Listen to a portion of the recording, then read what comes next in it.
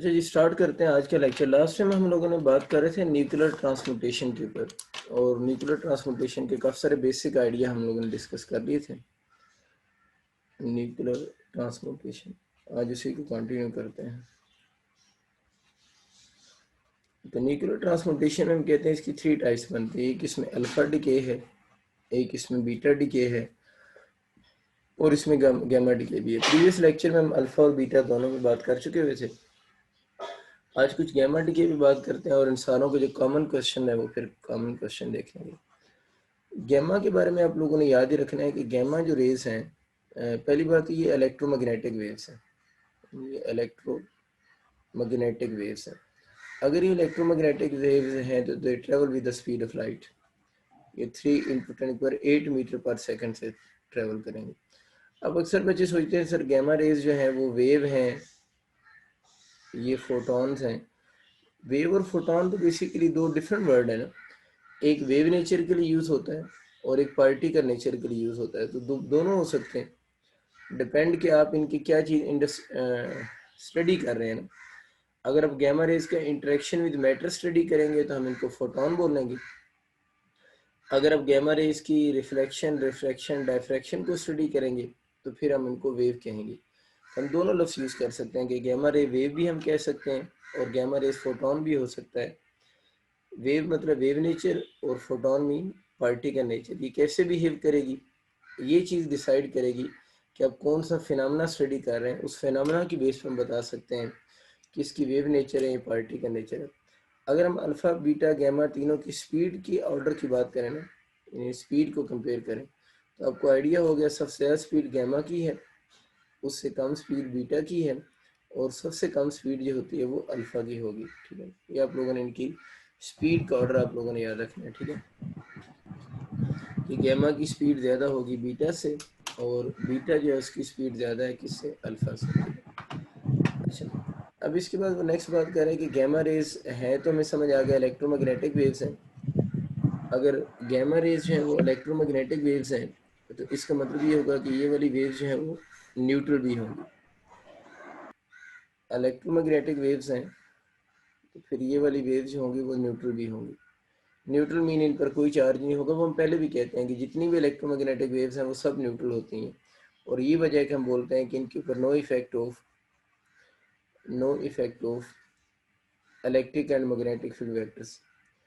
इन waves के ऊपर कोई इफेक्ट नहीं होता इलेक्ट्रिक और किसका, मैग्नेटिक फील्ड वेक्टर का। न्यूट्रल है तो इस वजह से इनके ऊपर कोई इफेक्ट नहीं होगा। फिर हम कहते हैं जितनी भी इलेक्ट्रोमैग्नेटिक वेव्स होती हैं ना, लास्ट टाइम आप लोगों ने पढ़ी थी, वो रेडियो वेव से शुरू होती हैं। वो आगे मैं सारी नहीं लिखा, वैसे मैं हिंट दे रहा हूँ। रेडियो वेव से लेकर एक्स रेज तक, और देन एंड पे गैमा रेज भी लिखी होती है। आप लोगों ने याद रखना है कि रेडियो वेव से लेकर एक्स रेज तक जो होती है ना, इनको हम, ये है तो सारी इलेक्ट्रोमैग्नेटिक वेव्स, ये जो प्रोड्यूस होती हैं, they can be produce due to de-excitation of atom. इसके हम कहते हैं ये प्रोड्यूस होती है due to de-excitation of atom. Atom भी फिजिक्स में वर्ड यूज करते हैं, इलेक्ट्रॉन भी करते हैं। तो ये जो सारी वेव्स हैं रेडियो वेव से लेकर एक्स रेज तक, ये प्रोड्यूस होती हैं due to de-excitation of atom कह लें या डी एक्साइटेशन ऑफ इलेक्ट्रॉन कह लें।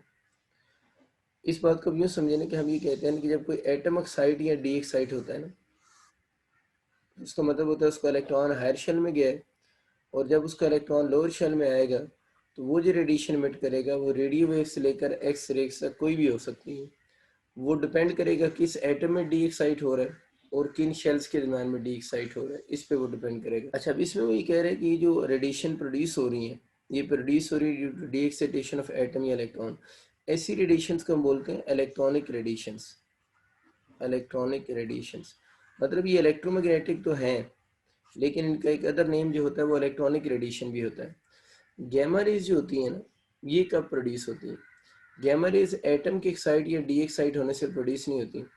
गैमा रेज के बारे में हम कहते हैं कि ये जब कोई भी न्यूक्लियस होता है ना, ये सपोज करें न्यूक्लियस है। अब जब किसी न्यूक्लियस से अल्फा रेडिएशन मिट होती है या किसी न्यूक्लियस से बीटा मिशन हो रही होती है, एक वक्त में कोई एक ही मिशन होगी, या अल्फा मिशन होगी या बीटा होगी। अगर किसी न्यूक्लियस से अल्फा या बीटा मिशन हो रही हो तो हम बोलते हैं उस वक्त वो जो न्यूक्लियस है वो एक्साइटेड स्टेट में है। अल्फा या बीटा एमिशन होता है वो न्यूक्लियस एक्साइटेड स्टेट में होगा। अब जब न्यूक्लियस एक्साइटेड स्टेट में है, उसके बाद जब अल्फा या बीटा एमिशन उससे हो जाएगी ना, उसके बाद उस न्यूक्लियस ने डी एक्साइट होना है। डी एक्साइट कौन हो रहा है? न्यूक्लियस। जैसे ही न्यूक्लियस डी एक्साइट होगा तो nucleus will emit gamma rays. वो एमिट करेगा कौन सी रेज? Gamma raise. इसका मतलब ये हुआ कि जो रेडियो वेव से लेकर एक्स रेज तक हैं, ये सारी प्रोड्यूस होती हैं due to de-excitation of atom की वजह से। लेकिन जो गैमा रेज हैं ये प्रोड्यूस होती हैं due to de-excitation of nucleus की वजह से। मैंने रेडियो वेव और एक्स रेज के दरमियान में बाकी खुद ही नहीं लिखी, वो ऑलरेडी आपको याद है। आप लोगों ने याद रखना है इसके एमसीक्यू ये आ रहा होता है। एक तो ये दो बातें पता होनी चाहिए, यहाँ से एमसीक्यू ये आ रहा होता है तो ये सारी इलेक्ट्रोमैग्नेटिक वेव्स, लेकिन गैमा रेज ऐसी इलेक्ट्रोमैग्नेटिक वेव्स हैं जो बाकी वेव से डिफर करती हैं। ये बाकी वेव से डिफरेंट होती हैं on the basis of their production, on the basis of production, ठीक है, on the basis of their production. ये प्रोडक्शन की बेस पे डिफरेंट है। बाकी और भी डिफरेंस होते हैं, लेकिन ये डिफरेंट होती हैं on the basis of their production. तो अगर इनमें से कोई सी 4 इलेक्ट्रोमैग्नेटिक वेव्स लिखी हुई आ जाए और पूछे इनसे कौन सी ऐसी इलेक्ट्रोमैग्नेटिक वेव्स है जो प्रोडक्शन की बेस पे डिफरेंट है, तो हम ये कहते हैं कि ये जो आपके पास जो वेव आ रही है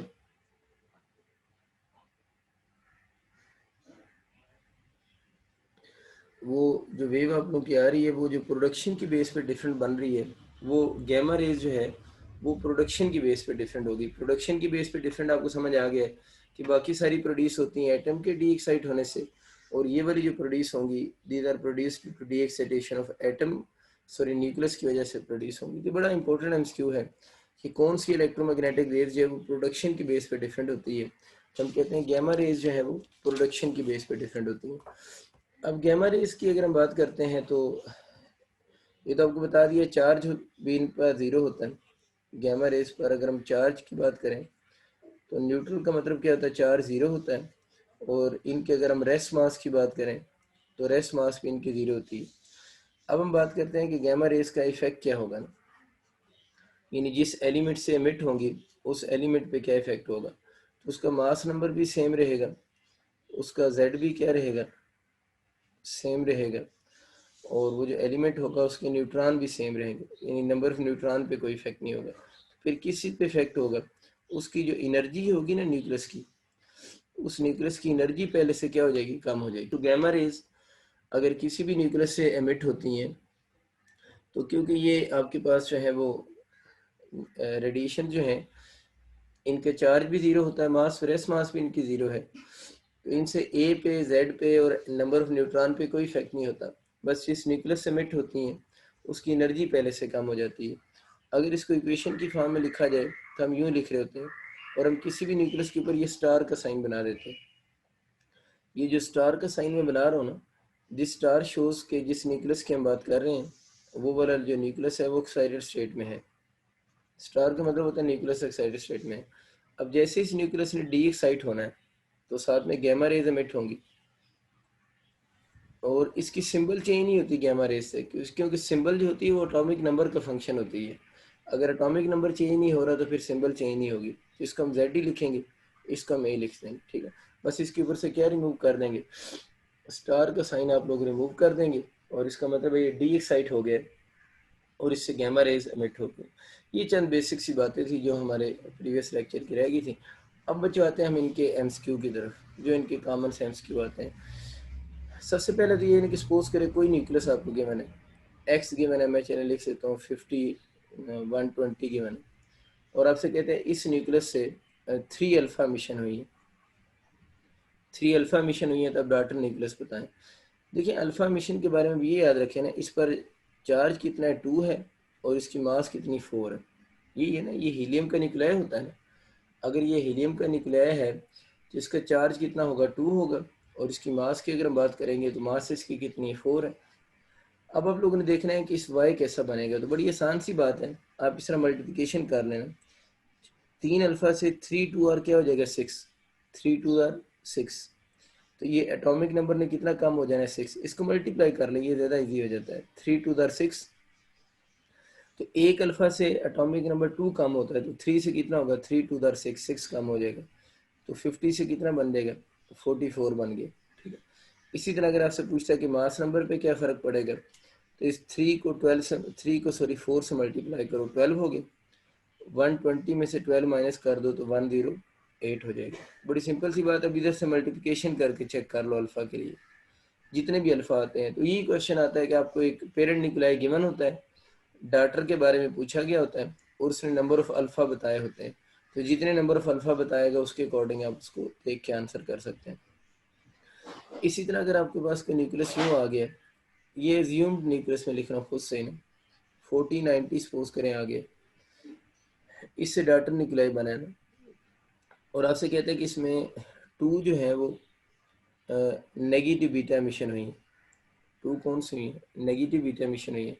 नेगेटिव बीटा एमिशन आपको थोड़ा बहुत याद होगा। नेगेटिव बीटा एमिशन से ये होता है कि एटॉमिक नंबर इंक्रीज करता है ना, नेगेटिव बीटा एमिशन से एटॉमिक नंबर इंक्रीज करता है। कितना इंक्रीज करता है, बाय 1। तो इसका मतलब है कि अगर 2 हुई है तो आप यूँ भी कर सकते हो कि इसको इससे मल्टीप्लाई करो ना, 2 इंटू कितना बन गया, -1 से करेंगे -2 हो गया ना। बस इसको इसके अंदर आप लोगों ने ये पढ़ना है ना, नेगेटिव बीटा एमिशन से एटॉमिक नंबर इंक्रीज होता है। इस माइनस को माइंड से इग्नोर कर दें, जो ये नंबर आ रहे हैं इसको इससे क्या करें, मल्टीप्लाई करें और इसके अंदर ऐड कर दें। यूँ भी आप याद रख सकते हैं, या प्रॉपर कंसेप्ट अगर याद रखना चाह रहे हैं तो ये याद रखें, नेगेटिव बीटा एमिशन होती कब है, जब न्यूट्रॉन ब्रेक होता है और प्रोटॉन बनता है। एक प्रोटॉन बनता है ना, बीटा एमिशन से एटॉमिक नंबर 1 इंक्रीज कर जाता है, तो 2 बीटा एमिशन से एटॉमिक नंबर कितना इंक्रीज करेगा, 2 इंक्रीज करेगा। तो इस तरह याद कर लें, मल्टीप्लिकेशन को बस अल्फा के लिए याद रख लें, इसको बाय कंसेप्ट याद रख लें। इस तरह भी किया जा सकता है कि इसको मल्टीप्लाई करके इसमें ऐड कर दें, वो बात भी ठीक है, लेकिन सिंपल ये है कि अब कंसेप्ट छोटा सा तो कंसेप्ट है कि नेगेटिव बीटा एमिशन से एटॉमिक नंबर 1 इंक्रीज करता है। कितनी नेगेटिव बीटा एमिशन हुई है, 2, तो एटॉमिक नंबर 2 इंक्रीज कर जाएगा। और हमें पता है बीटा एमिशन से मास नंबर पे कोई फर्क नहीं पड़ता, तो मास नंबर इसका क्या रहेगा, सेम रहेगा। इस तरह का क्वेश्चन आ सकता है। या सपोज करें वो कह देता है 3070 है, आपसे कह देता है 3 पॉजिटिव बीटा एमिशन हुई है। अब हमें पता है पॉजिटिव बीटा एमिशन जब होती है तो पॉजिटिव बीटा एमिशन में प्रोटॉन ब्रेक होता है। अब खुद सोचो, अगर प्रोटॉन ब्रेक हो रहा है और एक पॉजिटिव बीटा एमिशन में एक प्रोटॉन ब्रेक होता है, मतलब एटॉमिक नंबर 1 डिक्रीज करता है, यानी इस केस में एटॉमिक नंबर इंक्रीज करता है 1, इस केस में एटॉमिक नंबर 2 डिक्रीज करता है। अल्फा के बारे में लिखा मैंने, एक अल्फा के लिए ना, ये एक नेगेटिव बीटा के लिए, और अब ये पॉजिटिव बीटा के लिए लिखा, और पॉजिटिव बीटा में एटॉमिक नंबर 1 डिक्रीज करता है। तो एटॉमिक नंबर दो तरह से डिक्रीज कर सकता है, एक अल्फा मिशन में एटॉमिक नंबर 2 डिक्रीज करता है, पॉजिटिव बीटा मिशन में एटॉमिक नंबर 1 डिक्रीज करेगा। यहाँ से तो 3 पॉजिटिव बीटा मिशन हो रही हैं, अगर 3 पॉजिटिव बीटा मिशन हो रही हैं तो एटॉमिक नंबर 3 डिक्रीज करेगा, तो 30 से कितना हो जाना चाहिए, उसको 27 हो जाना चाहिए। Again mass number will remain same. बाकी गैमा का तो मैंने आपको बता दिया कि गैमा का अगर क्वेश्चन आएगा तो उस क्वेश्चन में कोई भी चेंज नहीं आती, जो वैल्यूज़ हैं वो एज इट इज़ सेम रहती। ये तो एक क्वेश्चन हो गए जो इनके अलग अलग आ सकते हैं। इनके कंबाइंड क्वेश्चन भी आते होते हैं, वो भी एक आध आप देख लें, उसमें ना सीरीज आपको पूरी गिवन होती है। सपोज करें न्यूक्लियस एफ है, एटॉमिक नंबर 30, मास नंबर 60, वो एक न्यूक्लियाई आर में कन्वर्ट हुआ है, 34 और 60 है, और आर न्यूक्लियाई जो है वो ए में कन्वर्ट हो गया, और ए जो है वो 32 60 है, और ए दोबारा जो है वो कह रहा है जेड में कन्वर्ट हो गया, जो कि आपके पास 28 और 52 है। यानी इस तरह की कोई सीरीज आपको गिवन होगी और आपसे पूछेगा बताएं कौन कौन सी रेडिएशन लिमिट हो रही है। बहुत आसान, सबसे पहले आप इधर देखें, मास नंबर में चेंज आ रही है, नहीं चेंज आ रही। मास नंबर में जब चेंज ना आए तो कंफर्म है बीटा मिशन है, मास नंबर में चेंज ना आए तो कंफर्म हो गया बीटा मिशन है। अब सोचें एटॉमिक नंबर इंक्रीज हो रहा है, डिक्रीज, एटॉमिक नंबर इंक्रीज हो रहा है, तभी आप लोगों ने पढ़ा है एटॉमिक नंबर इंक्रीज किस में होता है। ये तो समझ आ गया ना, इधर से बीटा कंफर्म हो गया। अब यहाँ नेगेटिव बीटा होगा या पॉजिटिव बीटा है, तो नेगेटिव बीटा में एटॉमिक नंबर 1 इंक्रीज करता है, एक नेगेटिव बीटा से 1 इंक्रीज करता है, तो यहाँ तो एटॉमिक नंबर 4 इंक्रीज कर गया। इसको मैंने किस जगह पर हुई तो बीटा मिशन है, लेकिन 4 कौन सी बीटा मिशन हुई है, नेगेटिव बीटा मिशन, यानी 4 हुई है और नेगेटिव बीटा मिशन हुई है। इसी तरह दोबारा आगे देखें, इस ब्रांच में देखें, दोबारा मास नंबर सेम है, बीटा मिशन हुई है, अब देखिए एटॉमिक नंबर इंक्रीज हो रहा है डिक्रीज, अब एटॉमिक नंबर डिक्रीज कर गए। एटॉमिक नंबर डिक्रीज में पॉजिटिव बीटा एमिशन होती है। कितना एटॉमिक नंबर डिक्रीज कर रहा है? 2 एटॉमिक नंबर डिक्रीज कर रहा है। अगर यहाँ पर 2 डिक्रीज कर रहा है तो इसका मतलब ये होगा कि ये 2 कौन सी पॉजिटिव बीटा एमिशन हुई। तो मास नंबर जब चेंज ना हो रहा तो कन्फर्म में बीटा है। उसके बाद ये देख लो, अगर एटॉमिक नंबर इंक्रीज कर रहा है तो नेगेटिव बीटा लिख दो, अगर एटॉमिक नंबर कम हो रहा है तो पॉजिटिव बीटा लिख दो। जितने कम हो रहा होगा, अगर 2 कम हुआ है तो 2 पॉजिटिव बीटा एमिशन होगी, 6 कम होता तो 6 होती। अब इस केस में जरा देखें, इस केस में आपका मास नंबर भी कम हो रहा है, इसमें तो मास नंबर भी कम हो गया। जब मास नंबर कम हो गए तो आप उस मास नंबर को लिख लें कितना कम हुआ है। मास नंबर में कितने की चेंज आएगी? 8 की चेंज आ गई। मास नंबर में चेंज 8 की चेंज आई है। अब जब मास नंबर चेंज होता है तो फिर अल्फा मिशन होती है। अल्फा मिशन सबसे पहले उससे अल्फा आप लोगों ने चेक करना। तो जब मास नंबर चेंज होगा तो उससे अल्फा मिशन हुई होगी। तो मास नंबर 4 चेंज हुआ है, सॉरी 8 चेंज आई है ना इसमें। और एटॉमिक नंबर में चेंज देखिए कितनी चेंज आई है, 4 की चेंज आ गई। यानी मास नंबर जो है वो 8 चेंज हुआ है और एटॉमिक नंबर जो है वो 32 से 28 4 चेंज हुआ है। तो ये तो बड़ा क्लियर नज़र आ रहा है कि एटॉमिक नंबर में अगर 8 चेंज आई है, मास नंबर में 8 की चेंज आई है, एटॉमिक नंबर में 4 की चेंज आई है, तो कितनी अल्फा मिशन बनेगी? ये 2 अल्फा मिशन के लिए, क्योंकि एक अल्फा से मास नंबर 4 चेंज होता है और एटॉमिक नंबर 2, तो ये डबल हो गया ना काम। ठीक है, डबल हो गया काम। चाहे तो आप इसको यूँ लिख लें, अगर नहीं कन्फ्यूजन है इसको 2 4 लिख लें। तो 2 इंटू 4, इस सेट में 4 की चेंज आ रही है और 4 इंटू 2 कितना हो जाएगा 8, मास नंबर में 8 की चेंज आ रही है। तो इसमें लास्ट में कितनी अल्फा मिशन हुई है? 2 अल्फा मिशन हुई है। तो दूसरा इसका पैटर्न ये होता है जो मैंने आपको बताया ना कि एक सीरीज़ के आपके क्वेश्चन आ सकते हैं और सीरीज़ में आप लोगों से पूछ सकता है कि बताएं कितनी अल्फा मिशन हुई है और कितनी बीटा मिशन हुई है।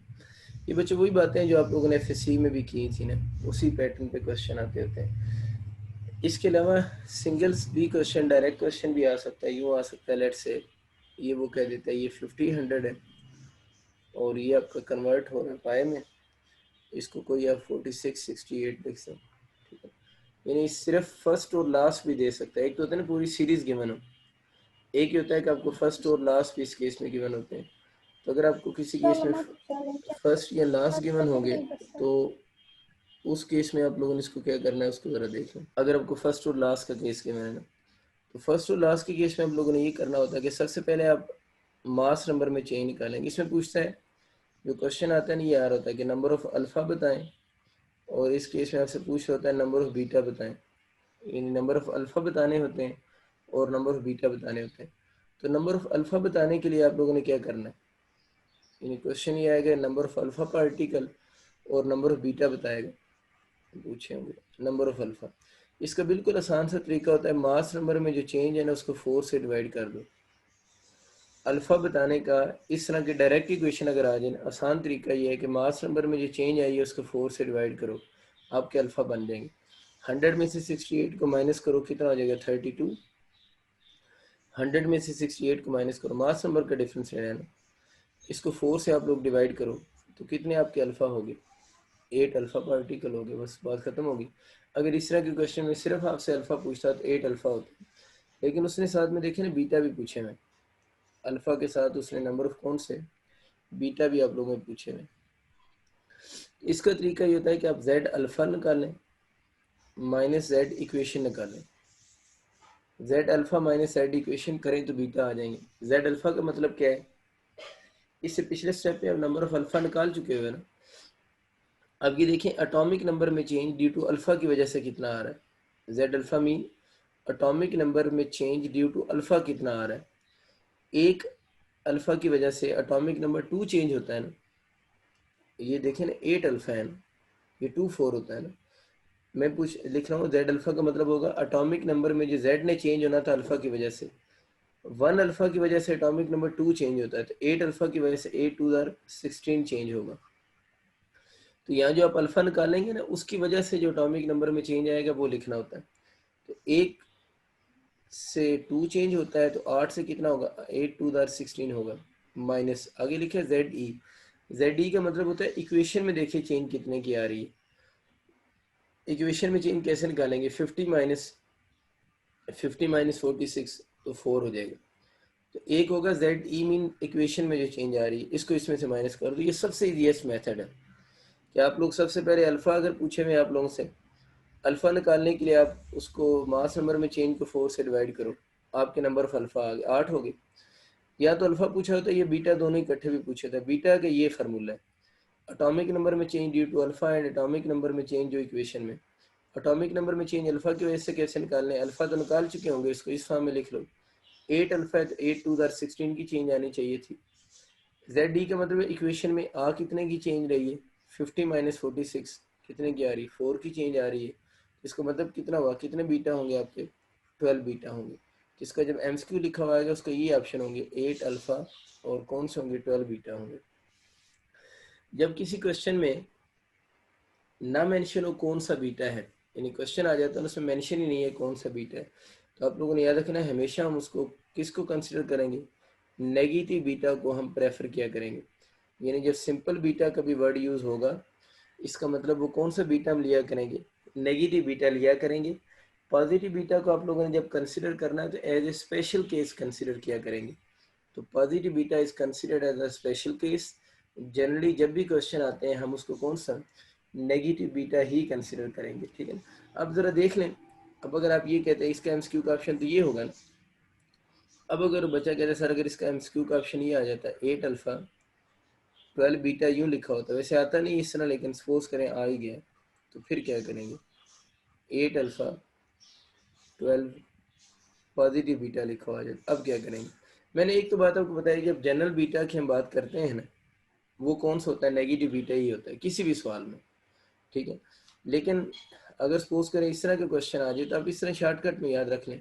आप ये याद रख लें कभी आप लोगों ने Z alpha minus Z beta Z equation की है ना, अब Z alpha minus Z equation जब आप करोगे तो इस इक्वेशन का जो आंसर आएगा उसकी दो पॉसिबिलिटीज होंगी, या तो उसका आंसर पॉजिटिव आएगा या आंसर नेगेटिव आएगा। अभी जिस तरह आप लोगों ने किया है इसका आंसर पॉजिटिव आया ना, 16 में से 4 को माइनस किया आंसर पॉजिटिव आया। अगर इस इक्वेशन का आंसर पॉजिटिव आया ना तो इसका मतलब ये होगा कि वो नेगेटिव बीटा होंगे। और अगर आप जेड अल्फा में से जेड इक्वेशन को माइनस करते हैं तो इस जगह पर माइनस का साइन आ जाए ना, यानी 4 माइनस 16 अगर हो जाता सपोज करें तो माइनस 12 आ जाता ना। अगर आंसर माइनस आ जाता उस केस में ये जो होने थे वो पॉजिटिव बीटा होने थे। उल्टी बात याद रखनी है कि अगर आंसर पॉजिटिव आएगा, जिस तरह अभी हमारे क्वेश्चन में पॉजिटिव आया है, तो वो नेगेटिव बीटा होंगे। और अगर आंसर इस इक्वेशन का नेगेटिव आएगा तो कौन से होंगे, पॉजिटिव बीटा एमिशन होंगे। इस यूनिट का सबसे इम्पोर्टेंट टॉपिक ये है, मतलब इसमें सबसे ज़्यादा जो क्वेश्चन आने के चांसेस होते हैं वो न्यूक्लियर ट्रांसपोर्टेशन के क्वेश्चन होते हैं, और सबसे इजी भी है। आपको इक्वेशन के मैंने क्वेश्चन भी करवा दिए हैं, सिंगल सिंगल जो क्वेश्चन आते हैं वो भी करवा दिए हैं, और डायरेक्ट अगर एक ही सीक्वेंस गिवन हो तो उसके भी क्वेश्चन अब आप इजीली सॉल्व कर सकते हैं। नेक्स्ट इसमें एक टॉपिक है हाफ लाइफ का, ये बड़ा इंपॉर्टेंट टॉपिक है। हाफ लाइफ को हम T1/2 से डिनोट करते हैं। हाफ लाइफ पता तो सारों क्या है कि जिसके अंदर ड्यूरेशन होता है with in which half of the atom will decay ना, शॉर्ट फॉर्म में लिख सकता हूँ half of the atom decay, कि वो ड्यूरेशन होता है जिसके अंदर हाफ ऑफ द एटम क्या कर जाते हैं, डिके कर जाते हैं, उस ड्यूरेशन का हम हाफ लाइफ बोलते हैं। हाफ लाइफ के बारे में याद रखना है ये एक न्यूक्लियर प्रॉपर्टी है। हाफ लाइफ जो है वो कौन सी न्यूक्लियर प्रॉपर्टी है। जिस प्रॉपर्टी को भी हम न्यूक्लियर प्रॉपर्टी कहते हैं ना, इसका मतलब होता है कि नॉट डिपेंड ऑन फिजिकल और chemical change, not depend on physical और केमिकल चेंज। ये न्यूक्लियर प्रॉपर्टी है, इसका मतलब ये डिपेंड नहीं करेगी ऑन फिजिकल और केमिकल चेंज। ये जो भी आप लोगों ने ये हाफ लाइफ जो की बात हो रही है कि हाफ लाइफ न्यूक्लियर प्रॉपर्टी है ना, इस तरह आप लोगों ने याद रखना है। न्यूक्लियर ट्रांसपोर्टेशन जो मैंने अभी आपको पढ़ाई है ना, nuclear transportation, nuclear transportation is also nuclear property, ये भी न्यूक्लियर प्रॉपर्टी है। अगर हम कहें ना न्यूक्लियस को हीट करते हैं तो उससे अल्फा मिशन पे क्या इफेक्ट होगा, बीटा मिशन पे क्या इफेक्ट होगा, तो हम बोलेंगे कोई इफेक्ट नहीं होगा, क्योंकि न्यूक्लियर ट्रांसपोर्टेशन भी न्यूक्लियर प्रॉपर्टी है, no not depend on physical और केमिकल चेंज। अगर वो कहते हैं हम किसी न्यूक्लियस का किसी एलिमेंट का किसी दूसरे एलिमेंट के साथ केमिकल रिएक्शन करवा देते हैं तो बताएं उस एलिमेंट की हाफ लाइफ पे क्या फ़र्क पड़ेगा, नॉट डिपेंड, कोई फ़र्क नहीं पड़ेगा। अगर कहते हैं कि हम एक एलिमेंट का दूसरे एलिमेंट के साथ केमिकल रिएक्शन करवाते हैं तो उससे जो रेडिएशन इमिट होती है उन पे क्या फ़र्क पड़ेगा? Nuclear transportation not depend. Physical change में ये होता है कि आप टेम्परेचर बढ़ा दें, प्रेशर बढ़ा दें, ये फिजिकल चेंजेस हैं। अगर कहते हैं एक न्यूक्लियस है उससे अल्फा मिशन हो रही है, आप लोगों ने उसका टेम्परेचर 10 टाइम बढ़ा दिए, उसका टेम्परेचर 10 टाइम बढ़ा दिया, बताएं अल्फा मिशन पे क्या इफेक्ट होगा? अल्फा मिशन न्यूक्लियर ट्रांसपोर्टेशन होती है ना, कोई इफेक्ट नहीं होगा। बड़ा इंपॉर्टेंट है इसकी वजह कि जो न्यूक्लियर प्रॉपर्टी जितनी भी होती हैं उन न्यूक्लियर प्रॉपर्टीज़ के ऊपर किसी भी फिजिकल या केमिकल चेंज का कोई इफेक्ट नहीं होता।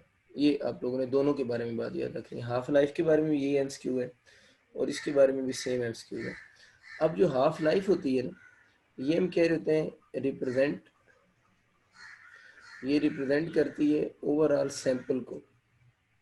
हाफ लाइफ जो होती है ओवरऑल सैंपल की होती है, not a particular atom, not a particular atom. यानी हाफ लाइफ ओवरऑल पूरे सैंपल की होती है, किसी पर्टिकुलर एटम की नहीं होती। ठीक है ना। और आप लोगों ने याद भी रख लेना एमसीक्यू के लिए, ये बड़ा इंपॉर्टेंट लाइन है कि हाफ लाइफ रिप्रेजेंट करती है किसको? पूरे सैंपल की हाफ लाइफ होती है, किसी पर्टिकुलर एटम की हम नहीं बता सकते। ठीक है ना। और अगर आपसे किसी कभी क्वेश्चन आ जाता है ना किसी पर्टिकुलर एटम की हाफ लाइफ क्या होगी, तो पर्टिकुलर एटम के बारे में आप लोगों ने याद रखना है। हाफ लाइफ जो होगी ना उसकी ना, half life can not be predicted ना, half life can not be predicted. यानी उसकी जो हाफ लाइफ होती है वो प्रिडिक्ट ही नहीं हो सकती। किसी एक एटम की हाफ लाइफ प्रिडिक्ट नहीं हो सकती। जो हम चीज़ों की हाफ लाइफ लिखते हैं वो पूरे ओवरऑल सैंपल की तो लिख रहे होते हैं, लेकिन उसमें कोई भी जो पर्टिकुलर एटम होता है उसकी हाफ लाइफ जो होती है उसको आप लोग जो है वो नहीं मेंशन कर सकते। ये बड़ा इंपॉर्टेंट है एमसीक्यू। आपसे हाफ लाइफ जब आप बताएंगे तो पूरे सैंपल की बताएंगे, किसी पर्टिकुलर एटम की अगर आपसे हाफ लाइफ पूछेगा तो किसी भी पर्टिकुलर एटम की हाफ लाइफ के बारे में आप प्रिडिक्ट नहीं कर सकते। तो हाफ लाइफ हमें सिंपल सा आइडिया हो गया कि ये रिप्रेजेंट करती है ओवरऑल सैंपल को, किसी पर्टिकुलर एटम की हम हाफ लाइफ जो होती है उसके बारे में नहीं बता सकते। दूसरा आप लोगों ने याद रखना है कि हाफ लाइफ का तल्लक रेडिएशन इमिट करने के साथ होता है ना, तो आप लोगों ने इसके बारे में ये भी याद लिखना है अपने पास के कि ए पर्टिकुलर न्यूक्लियस, इसी बात को लिखना है, थोड़ा सा और एक्सप्लेन कर देते। कोई भी जो पर्टिकुलर न्यूक्लियस होता है ना, किसी एक एटम की बात हो रही है, कोई एक पर्टिकुलर न्यूक्लियस, ठीक है ना, कोई भी जो पर्टिकुलर न्यूक्लियस होगा वो क्या करेगा? Can decay at any time between T0 to infinity. ये बात ज़रा ध्यान सुनिएगा। मैं लिखा particular nucleus can decay at any time between T0 to infinity. मतलब ऊपर वाली बात ये है ना, पर्टिकुलर एटम की half life can not be predicted. मतलब कोई भी जो पर्टिकुलर न्यूक्लियस होता है, कोई एक न्यूक्लियस है, ये हो सकता है आप उसको देखते जाए वो डिके कर दे, T0 हो गया ना, जैसे आपने देखा वो डिके कर गया। ये हो सकता है कि वो इनफाइनाइट टाइम के बाद भी डिके ना करें ना, या इनफाइनाइट टाइम तक आप कह रहे हैं डिके करें, यानी उसका डिके टाइम इनफाइनाइट हो जाए। तो इसका मतलब होता है कि किसी भी, इस बात को समझें, किसी पर्टिकुलर न्यूक्लियस की हाफ लाइफ जो होती है वो प्रिडिक्ट नहीं हो सकती, क्योंकि वो डिके कर सकता है at any time between T0 to infinity. तो आप लोगों ने याद रखना है कि किसी पर्टिकुलर न्यूक्लियस का क्वेश्चन आ जाए तो वो आप लोगों ने इस सेंस में आप लोगों ने याद रखना है। ठीक है। एक और लाइन भी अपने पास लिख लें, इट इज इम्पॉसिबल। ये तो आपको पता है ना, हाफ लाइफ कब आएगी? जब उससे अल्फा या बीटा क्या होंगी, एमिशन होंगी, तो हाफ लाइफ होगी ना। उसने किसी दूसरे एलिमेंट में क्या होना है, कन्वर्ट होना है। ये बात अपने पास दोबारा लिख लें, कुछ बच्चों को नहीं आइडिया होगा। हाफ लाइफ के लिए क्या जरूरी होता है? Half of the atom decay हो जाए, डिके होकर किस में हो जाए, किसी अदर एटम में कन्वर्ट होना, डिके होकर किसी अदर एटम में कन्वर्ट हो जाए, कोई और एटम बने ना उनसे। डिके यहाँ पर जो वर्ड आ रहा है वो अदर एटम में कन्वर्ट होना होता है। वैसे तो डिके में अल्फा बीटा गैमा तीनों डिके आती है ना, लेकिन हाफ लाइफ में जब हम कहते हैं ना, हाफ लाइफ की डिके के लिए ज़रूरी होता है कि एलिमेंट या अल्फा डिके करे या बीटा डिके करे, क्योंकि हाफ लाइफ की डिके में ज़रूरी होता है एलिमेंट अदर एटम में कन्वर्ट हो। हाफ लाइफ के कंसेप्ट के लिए ज़रूरी है कि कोई एलिमेंट दूसरे एलिमेंट में कन्वर्ट हो। या एक एटम दूसरे एटम में कन्वर्ट हो, बात तो एक ही, एलिमेंट कह लें एटम कह लें। अदर एटम में कन्वर्ट होना जरूरी होता है हाफ लाइफ में। Half of the atom decay, decay कैसे करें, किसी दूसरे एटम में कन्वर्ट हो। गैमा डिके से एक एलिमेंट दूसरे एलिमेंट में कन्वर्ट नहीं होता, गैमा डिके से एलिमेंट वही रहता है। तो दूसरे एलिमेंट में कन्वर्ट होने के लिए जरूरी होता है कि अल्फा डिके हो, बीटा डिके हो। तो अगर आपके एमसीक्यू आता है ना, for half life which of the following decay is necessary, तो हाफ लाइफ के लिए कौन सी डिके नेसेसरी है। तो हाफ लाइफ के लिए या तो एलिमेंट अल्फा डिके करे, या फिर कौन सी डिके करे, बीटा। कौन सी बीटा करे, कोई भी कर सकता है, पॉजिटिव बीटा करे या गैमा डिके, गैमा डिके करे, लेकिन सॉरी अल्फा डिके करे या बीटा डिके करे, बीटा दोनों हो सकती है, पॉजिटिव बीटा भी और नेगेटिव बीटा भी हो सकती है। लेकिन हाफ लाइफ में गैमा डिके का कोई रोल नहीं है। हाफ लाइफ में जो गैमा डिके है इसका कोई रोल नहीं है। क्यों रोल गैमा डिके का नहीं है, क्योंकि गैमा डिके से एक एलिमेंट किसी दूसरे एलिमेंट में कन्वर्ट नहीं होता। तो for sake of half life जो हम डिके लेंगे वो अल्फा या कौन सी डिके है, बीटा डिके होगी, अल्फा आर बीटा डिके होगी। गैमा डिके का हाफ लाइफ के साथ कोई लिंक नहीं है, क्योंकि गैमा डिके होने से एक एलिमेंट किसी दूसरे एलिमेंट में कन्वर्ट नहीं होता। ये बात मैं लिख रहा हूँ। एक दो और इम्पोर्टेंट लाइन लिखता हूँ, मैं लिख रहा हूँ, it is impossible to predict, half life के बारे में इम्पोर्टेंट लाइन लिख रहा हूँ, it is impossible to predict क्या चीज, when a particular nucleus when a particular nucleus will decay, decay क्या है, ये डिसइंटीग्रेट भी कहते हैं, और डिसइंटीग्रेट। बड़ी इंपॉर्टेंट बात कहते हैं, it is impossible to predict when a particular nucleus, ठीक है, कहते हैं हम किसी भी एक न्यूक्लियस के बारे में नहीं कह सकते वो कब डिके करेगा या कब वो डिके नहीं करेगा। तो ये चंद इंपॉर्टेंट इंफॉर्मेशन उसने लिखी हुई है डिके के बारे में, क्योंकि डिके का डायरेक्ट लिंक किसके साथ है, हाफ लाइफ के बाद साथ है। ये सारी बातें वैसे एक ही चीज़ बार बार हम लोगों ने लिखी हुई है। तो बहुत सिंपल से कंसेप्ट हाफ लाइफ का आपको समझ आ गया कि हाफ लाइफ किसी पर्टिकुलर एटम की नहीं होती, बल्कि हाफ लाइफ का जो कंसेप्ट है वो हम ओवरऑल किसके ऊपर अप्लाई करते हैं, पूरे सैंपल के ऊपर अप्लाई करते हैं। और किसी भी पर्टिकुलर एटम के बारे में जो हाफ लाइफ होती है वो हम प्रिडिक्ट नहीं कर सकते।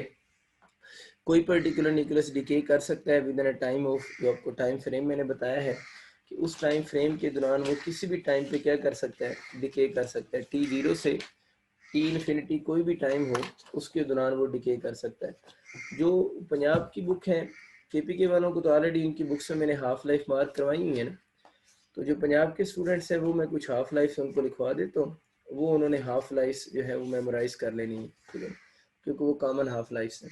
वैसे वो अपना पेज नंबर भी नोट कर लें, पेज नंबर 231 पे जो सेकंड पैराग्राफ है, सेकंड पैराग्राफ में लिखिए, पंजाब वालों केपीके वालों ने तो ऑलरेडी मार्क की हुई है ना, पेज 231 पे सेकंड पैराग्राफ में हाफ लाइफ लिखी हुई है, वो उन्होंने याद करनी है।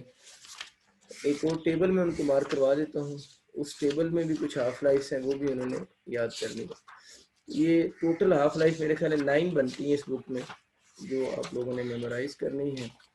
टेबल का एक सेकंड में पेज नंबर इधर से देख के बता देता हूँ, जो उस टेबल का पेज नंबर बनता है। ये एक टेबल बना हुआ है हाफ लाइफ के लिए, पेज नंबर 253 पे, ये पंजाब की बुक में 253 पे, और टेबल बनता है 21.4, यानी 21.4 टेबल है, और पेज नंबर 253 पे इसमें जो हाफ लाइफ लिखी हुई है वो आप लोगों ने याद कर ली। ये तो मैं आपको हाफ लाइफ लिखवा देता हूँ सेकंड पैराग्राफ वाली, पेज 231, ये पेज 253 पे 21.4 टेबल, ये टोटल हाफ लाइफ आप लोगों ने जो है वो याद करनी है। इसमें जो हाफ लाइफ लिखी हुई है ना, ये पेज 231 पे, वो मैं लिख देता हूँ आपको, वैसे उसमें एक दो बातें और भी समझानी है। उसमें बात कर रहे हैं यूरेनियम का जो आइसोटोप होता है 238, उसकी हाफ लाइफ उसने लिखी हुई है। ये पंजाब की बुक्स हैं, केपीके की बुक में तो हाफ लाइफ मैंने ऑलरेडी आपको एफएससी में मार्क करवाई हुई है, वो याद करनी है। पंजाब की बुक क्योंकि बच्चों ने पढ़ी नहीं, इसलिए मैं उसका पेज नंबर भी एग्जैक्ट लिख रहा हूँ। जो यूरेनियम 238 होता है ना, उसकी हाफ लाइफ होती है 4.5 इंटू 10⁹ ईयर्स, ठीक है। इसी तरह उसने एक और लिखी हुई है कि जो रेडियम होता है ना, ठीक है, रेडियम की हाफ लाइफ उसने रेडियम 226, ठीक है ना, उसकी हाफ लाइफ वो बता रहा है। ये हाफ लाइफ के साथ ना मास नंबर लिखना जरूरी होता है, क्योंकि एक ही एलिमेंट के जो डिफरेंट आइसोटोप्स होते हैं उनकी हाफ लाइफ डिफरेंट होती है। एक ही एलिमेंट के जो डिफरेंट आइसोटोप्स होते हैं उनकी हाफ लाइफ डिफरेंट हो सकती है। तो इसलिए जब भी हाफ लाइफ लिखी जाती है तो मास नंबर साथ में लाजमी लिखा जाता है। ठीक है।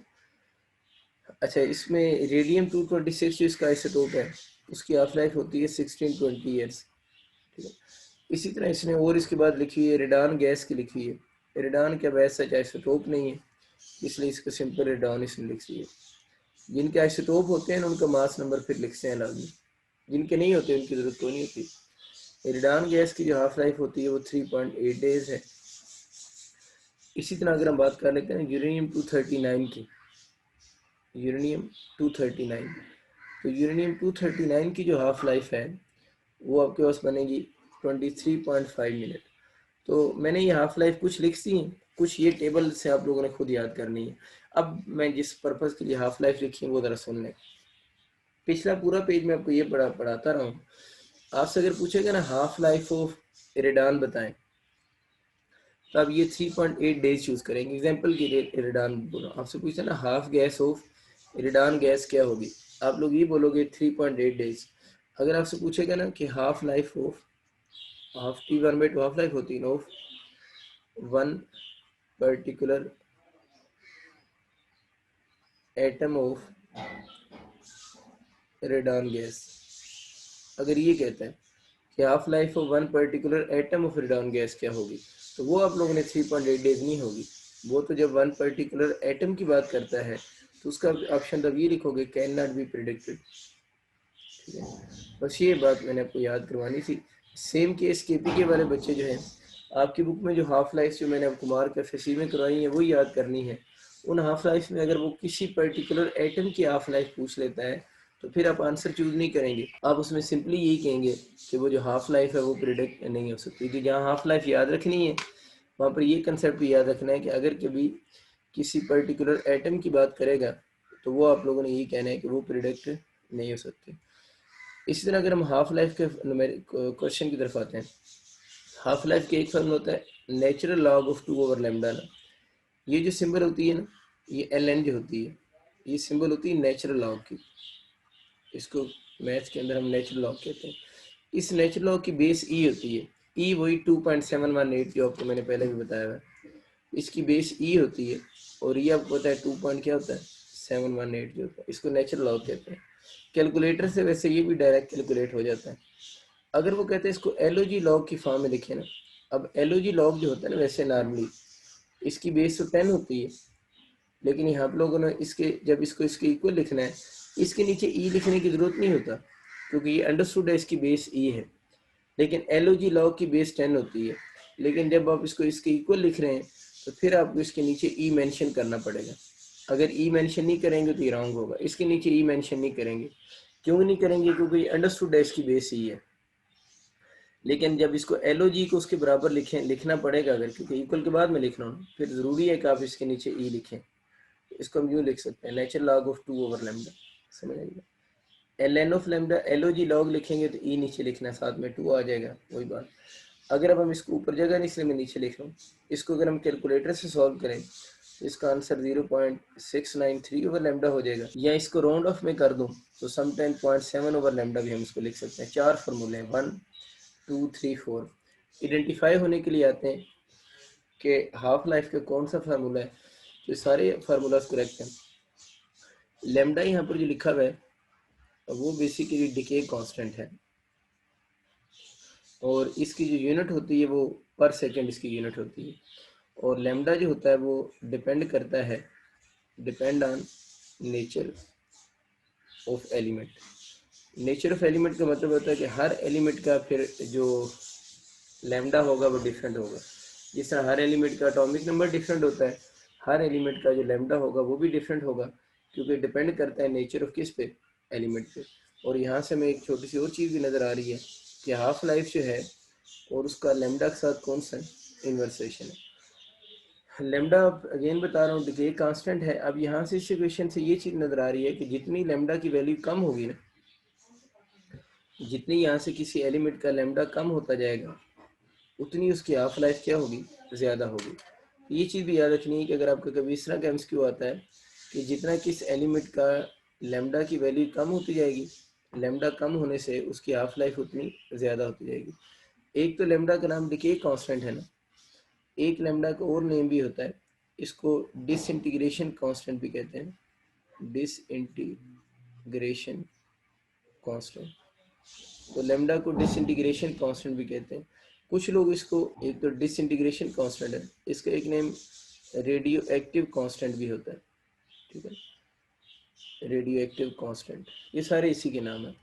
Disintegration constant, radio active constant या डिके कांस्टेंट, यूनिट वगैरह आपको समझ आ गई, नेचर पे डिपेंड करता है। Smaller the half decay constant, more will be the half life. या आपके पास जितना लैम्डा क्या होगा, ज़्यादा होगा, उतनी हाफ लाइफ क्या हो जाएगी, कम होती जाएगी। तो इस तरह भी आप इसके छोटे छोटे एमसीक्यू इसके जो बनेंगे ना, ये माइंड में रखिएगा, ये छोटा सा क्वेश्चन इसका आ सकता है। अच्छा, ये आपको थोड़ा सा आइडिया हो गया, इस टाइप के इसके क्वेश्चन आएंगे। इसके जो छोटे छोटे कुछ न्यूमेरिकल प्रॉब्लम भी बन सकते हैं, उनकी भी बात कर लेते हैं। सपोज करें वो कहते हैं कि एलिमेंट है, कोई एलिमेंट है, उसका डिके कांस्टेंट 0.1 पर सेकंड है उसका डिके कांस्टेंट आपको गिवन है और आपसे हाफ लाइफ डिमांड कर रहा है। वो तो ऑप्शन देख के पता चलेगा कि उसने 0.693 वाला फार्मूला यूज़ किया हुआ है, ये 0.7 वाला यूज़ किया हुआ है। तो मैं इसको 0.7 वाले से सॉल्व कर देता हूँ, पता है 0.7 ओवर लैम्डा है। ऑप्शन देख के पता चल जाता है कि 0.693 तो नहीं यूज़ करना, ठीक है, वो तो ऑप्शन से पता चलेगा। अब अगर आप इसमें लैम्डा की वैल्यू पुट कर देते हैं, लैम्डा यहाँ से कितना 0.1 है ना, ये पॉइंट इस पॉइंट से कैंसिल हो जाएगा, तो हाफ लाइफ यहाँ से जो बनेगी वो कितने सेकंड हो जाएगी, 7 सेकंड होगी। कि वो यहाँ से बात कर रहा है कि अगर हम किसी एलिमेंट की हाफ लाइफ की बात करते हैं तो हाफ लाइफ उसकी जो बनेगी वो 7 सेकंड होगी, ठीक है। आसान सी बात बड़ी कि अगर आपको एलिमेंट का क्या पता है, डिके कांस्टेंट पता है, तो उस इस फार्मूले को यूज़ करके आप उसकी हाफ लाइफ बता सकते हैं। एक और लाइफ भी होती है, उसको हम बोलते हैं मीन लाइफ, या उसको समटाइम हम एवरेज लाइफ भी कहते हैं, यानी मीन लाइफ या इसको एवरेज लाइफ का नाम देते हैं। मीन लाइफ या एवरेज लाइफ क्या होती है, इसको हम बोलते हैं रेसिप्रोकल ऑफ डिके कांस्टेंट। यानी सिंपल अगर हम डिके कांस्टेंट का रेसिप्रोकल ले लें तो reciprocal of decay constant is called mean life और एवरेज लाइफ। ये तो ज़्यादा आसान है। अगर वही पिछला सवाल दोबारा हल करूँ इसके लिए, तो लेमडा इक्वल टू 0.1 सेकंड पर सेकंड था ना, अगर उसी सवाल को दोबारा उसकी मीन लाइफ या एवरेज लाइफ निकालूँ तो मीन लाइफ किसकी इक्वल हो जाएगी, 1/लेमडा कितना है 0.1। इसका पॉइंट खत्म करने के लिए नीचे 10 लगाएंगे, 10 डायरेक्ट ऊपर चला जाएगा तो 10 सेकंड होगी। इसका मतलब वही सेम एलिमेंट है, वही एलिमेंट है, क्योंकि डिके कांस्टेंट फिक्स है ना। मैंने बताया एटॉमिक नंबर की तरह डिके कांस्टेंट एलिमेंट का फिक्स होता है। जब इन दोनों का डिके कांस्टेंट फिक्स है तो देख लें इसकी हाफ, उसी सेम एलिमेंट की हाफ लाइफ अगर 7 सेकंड है तो उसी सेम एलिमेंट की जो मीन लाइफ या एवरेज लाइफ जो है वो 10 सेकंड है। एक तो ये छोटा सा कंसेप्ट याद रखना। अब इन दोनों को हम इकट्ठे भी तो कर सकते हैं ना, दोनों हाफ लाइफ को। देखें हाफ लाइफ का क्या फॉर्मूला था, हाफ लाइफ का फॉर्मूला था natural log of 2 divide by lambda. अब हमें पता है कि 1 ओवर लेमडा जो है, 1 ओवर लेमडा जो है वो तो मीन लाइफ या एवरेज लाइफ है। इस फार्मूले को हम यूँ भी लिख सकते हैं, T1/2 नेचुरल लॉग ऑफ क्या हो जाएगा, 2 आपके पास हो जाएगा, नेचुरल लॉग ऑफ 2 उसी तरह ही आ जाएगा। और 1 ओवर लेमडा की जगह पर आप क्या लिख सकते हैं, टी मीन लिख सकते हैं। तो इस तरह का आप लोगों ने कम्बिनेशन का सवाल अगर कोई आ जाए, इक्वेशन आ जाए, कौन सी करेक्ट है तब बता सकते हैं। या आपसे पूछ ले T half life over T mean life की रेशियो किसके बराबर है, तो नेचुरल लॉग ऑफ 2 के बराबर होगी, नेचुरल लॉग ऑफ 2 ओवर 1 हो जाएगा, ठीक है। इस तरह के क्वेश्चन भी आ सकता है। ये तो वैसे आइडेंटिफाई होने के लिए आ गया ना, इसका मतलब इसके तो काफ़ी सारे फार्मूले हैं, किसी भी फार्मूले को आप एक दूसरे के साथ कंपेयर कर सकते हैं। लेकिन ये जो मैं अभी लिखने लगा हूँ ये ज़्यादा न्यूमेरिकल के लिए होगा। इस फार्मूले से अगर कंपेयर करें तो कितना बन जाएगा 0.7 और इंटू टी मीन हो जाएगा, 1 ओवर लेमडा टी मीन हो गया। तो अगर हम इसको यूँ लिख लें टी हाफ, अब इस फार्मूले के बड़े बेनिफिट हैं, ये न्यूमेरिकल प्रॉब्लम में यूज़ होगा ना आपका, ठीक है। इसमें क्या benefit, NP mean numerical problem. अगर आपको मीन लाइफ गिवन है किसी एलिमेंट की तो आप इससे क्या निकाल सकते हैं, हाफ लाइफ। और अगर आपको एलिमेंट की हाफ लाइफ गिवन है तो आप क्या बता सकते हैं, मीन लाइफ बता सकते हैं।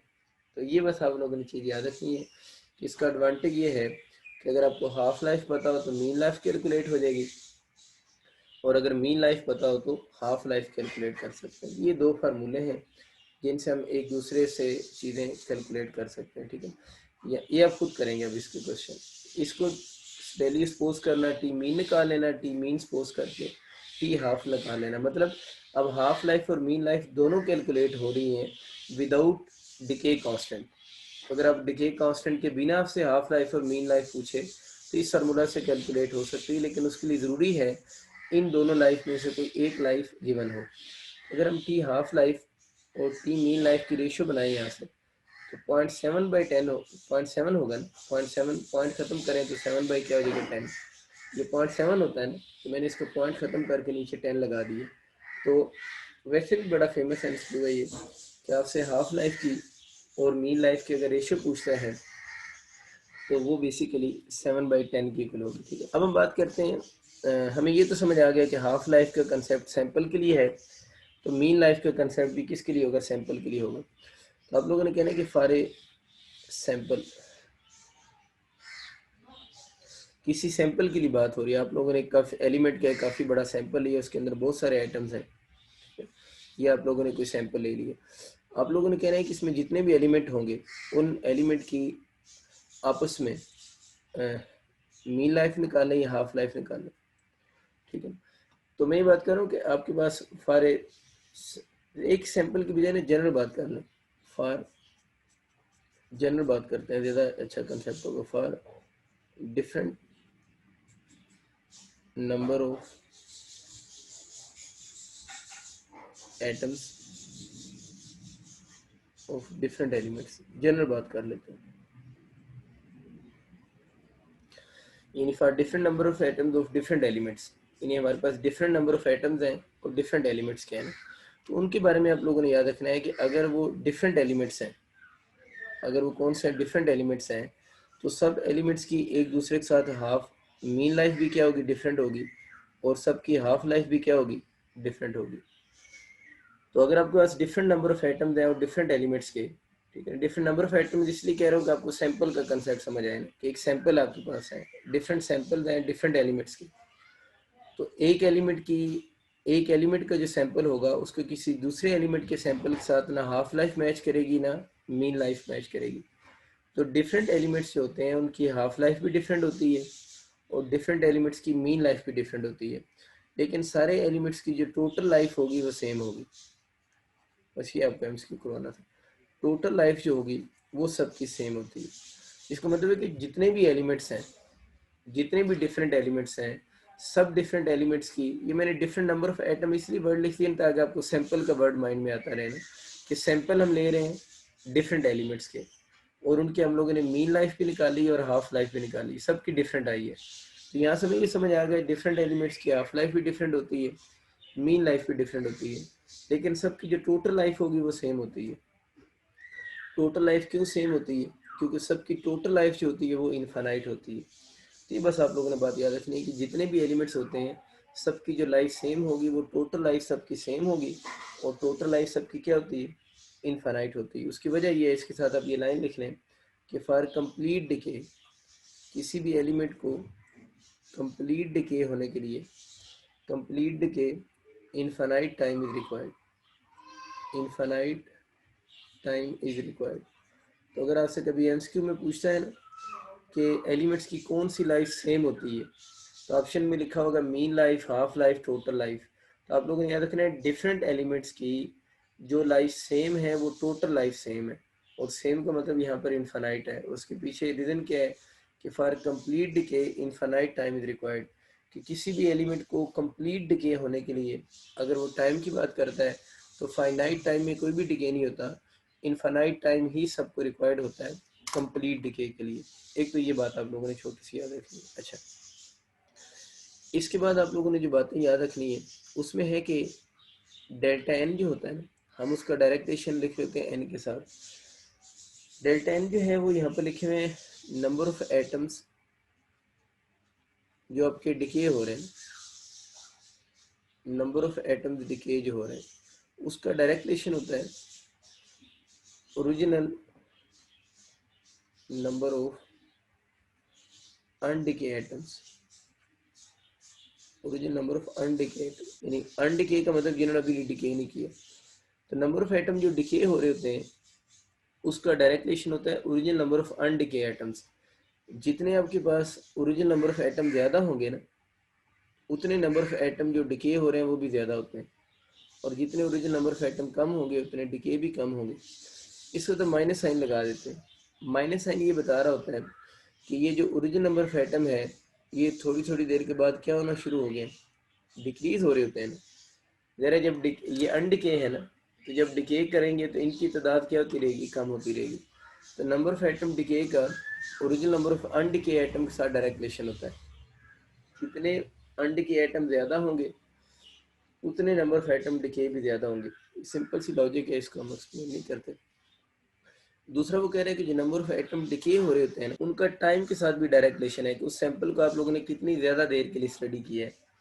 अगर किसी सैंपल को आप ज़्यादा टाइम के लिए स्टडी करोगे तो उस टाइम के अंदर उसके ज़्यादा एटम ही क्या करेंगे, डिके करेंगे। आप किसी एलिमेंट के डिके को 1 सेकंड के लिए देखते हैं और एक आप 1 आवर के लिए देखते हैं, तो दोनों केसेस के अंदर डेल्टा एन सेम तो नहीं होंगे ना, दोनों केसेस के अंदर डेल्टा एन डिफरेंट ही होंगे।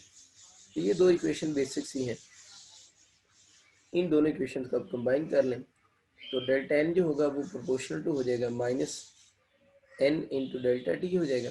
एन आपको समझ आ गया, ओरिजिनल नंबर ऑफ अनडिके एटम्स, ठीक है। Delta N is equal to minus lambda N into delta T हम लिख देंगे। इसमें जो लेमडा लिखा है ना बेसिकली, वो लेमडा यहाँ पर एक कांस्टेंट है, वही जिसके बारे में मैंने इसके डिफरेंट नेम आपको बता दी, जिसे हम डिके कांस्टेंट कहते हैं।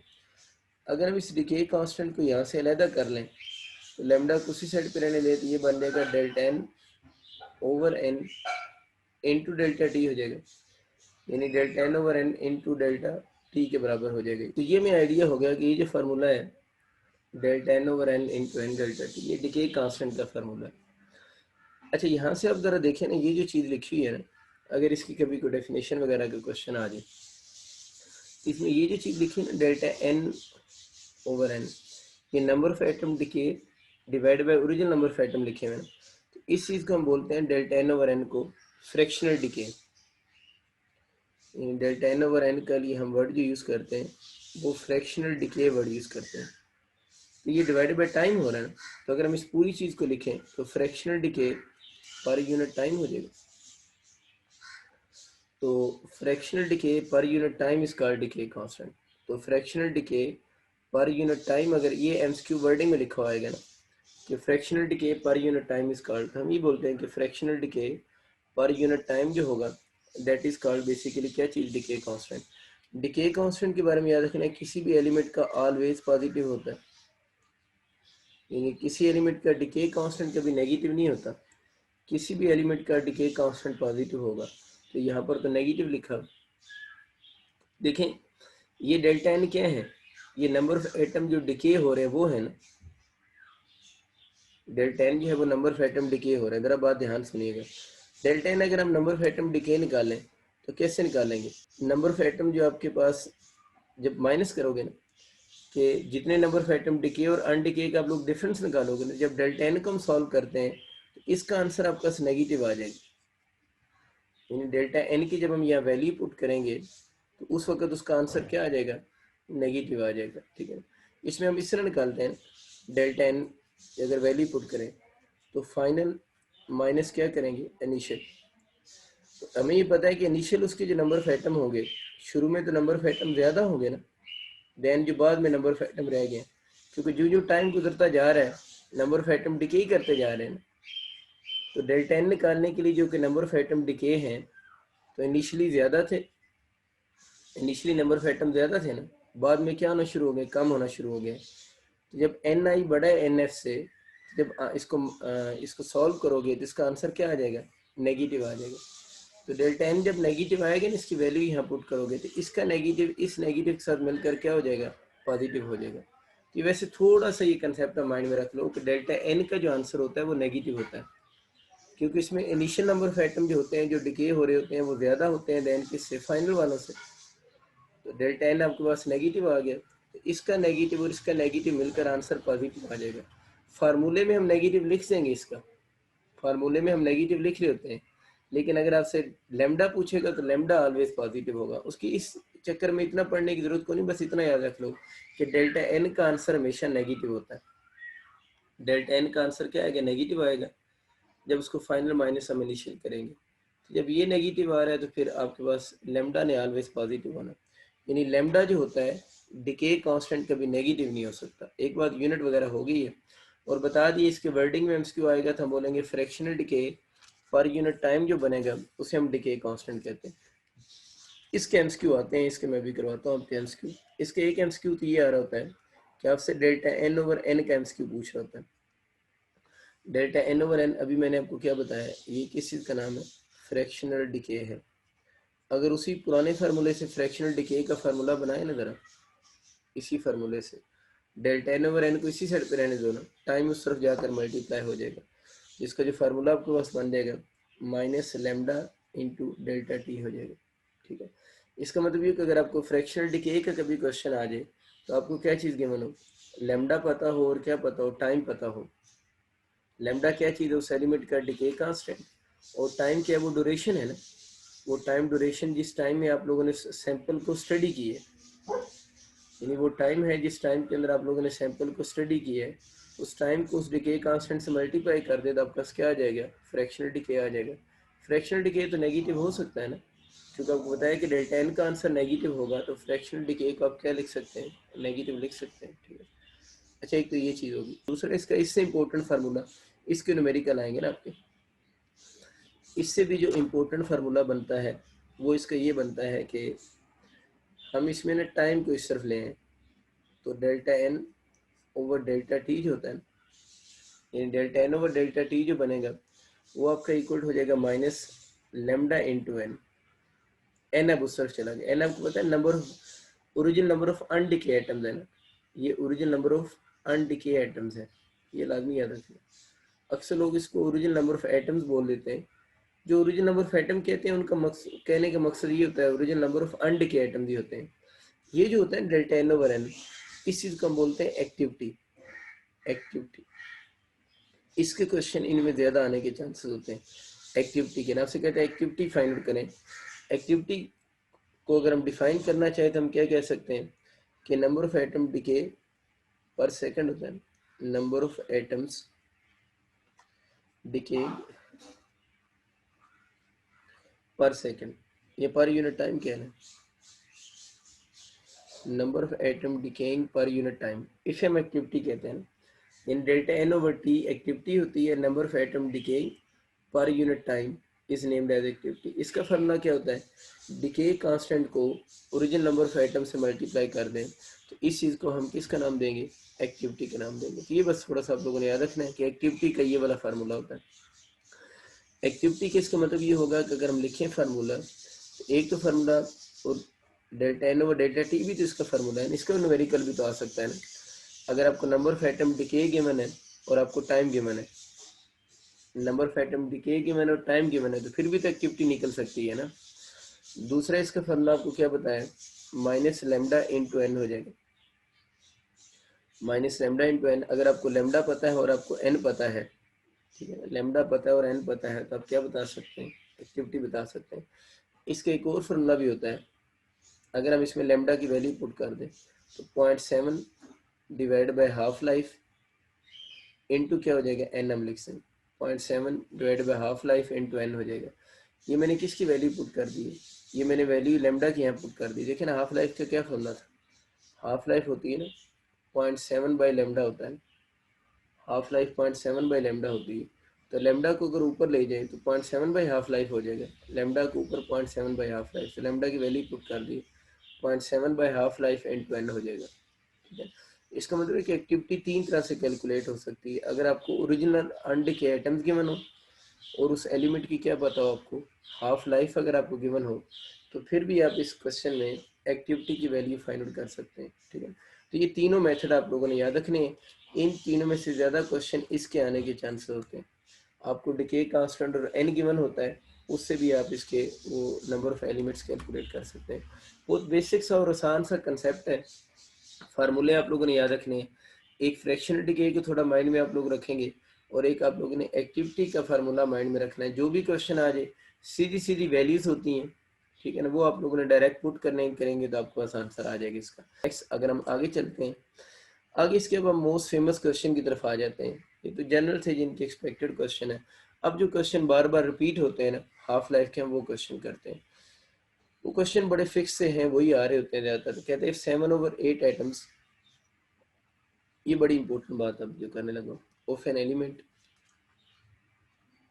if 7/8 atoms of an element decays in 12 hours, if 7/8 atoms of an element decays in 12 hours, calculate half life।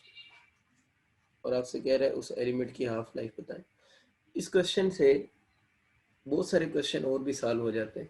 अगर आपको ये डाटा गिवन है ना, if 7/8 atoms of an element decays in this hours, तो आप लोगों ने हाफ लाइफ बतानी।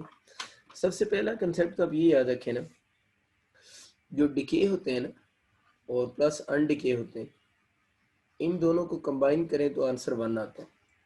यानी डिके प्लस अनडिके जो होगा वो 1 के इक्वल होगा। इसका आसान तरीका यूँ समझे, अगर आपको डिके गिवन हो ना और आपसे अनडिके पूछे तो 1 माइनस, देखिए ना डिके इधर ही रखे ना, अनडिके को इधर ले जाए, 1 माइनस अनडिके करेंगे तो क्या हो जाएगा, डिके आ जाएगा। अगर आपको अनडिके पता हो और आपसे डिके पूछ ले तो इसको उधर जाकर माइनस कर ले। इसका मतलब ये हुआ कि इस फार्मूले का फ़ायदा ये है कि अगर आपको डिके निकालने हो या अनडिके निकालने हो, इस फार्मूले से आप डिके भी बता सकते हैं और अनडिके भी बता सकते हैं। तो ऊपर वाला जो सवाल है उसका पहला पार्ट देखें, उसमें कह रहा है 7/8 atoms of an element decay. इसका मतलब है कि आपको 7/8 डिके गिवन है और आपसे सवाल में अगर वो ये ऊपर वाला सवाल होता और आपसे ये पूछ लेता अनडिके बताएं, यानी 7/8 आपको डिके तो गिवन है और आपसे अनडिके पूछ लेता, तो हम क्या करते, 1 माइनस, हम अनडिके पूछा हुआ ना, डिके हमें पता है तो ये डिके उधर जाकर माइनस हो जाएगा ना, तो 1 माइनस क्या हो जाना था, 7/8 हो जाना था उसमें। तो डिके अगर पता हो तो अनडिके निकालने के लिए ये इक्वेशन है, 1 माइनस कर दो जो भी पूछा हुआ है ना, तो एलसीएम लेके सॉल्व करो तो 8 माइनस 7/8, तो 1/8 हो जाएगा।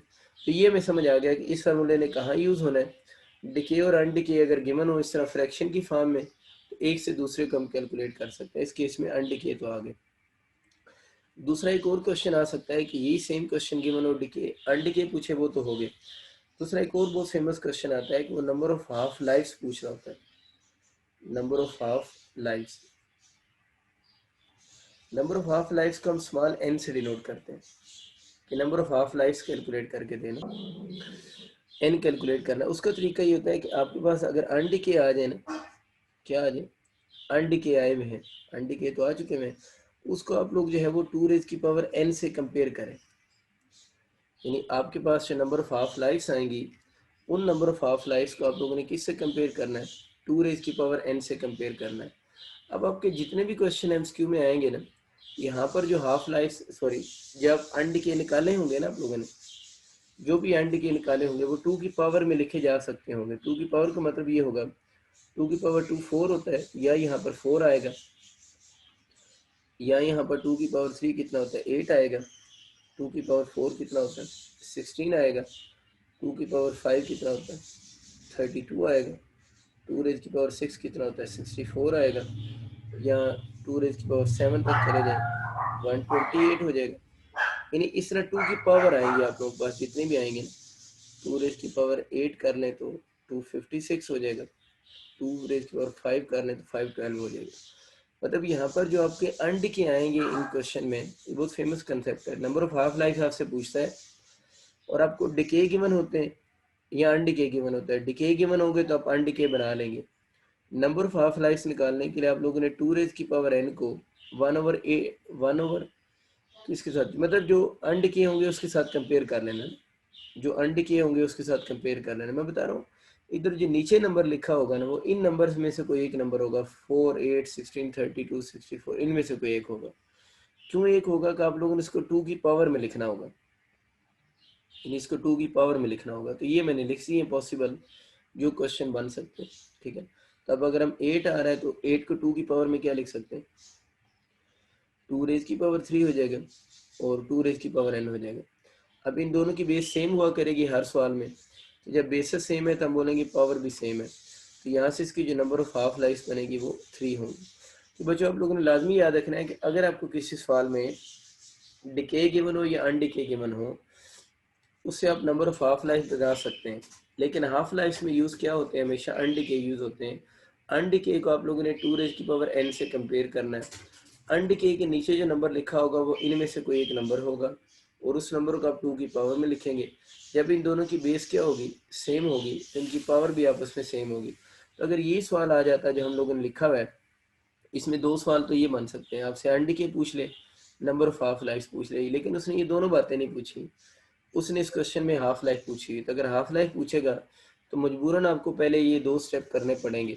ये 2 स्टेप आप करेंगे तब आप हाफ लाइफ कैलकुलेट कर सकते हैं। डायरेक्ट हाफ लाइफ इस क्वेश्चन की अब आप कैलकुलेट नहीं कर सकते। तो अब आप लोगों ने जब ये 2 चीज़ें कैलकुलेट कर ली हैं ना, तो अब आप लोगों के लिए हाफ लाइफ का इशू नहीं होगा, अब हाफ लाइफ कैलकुलेट हो जाएगी।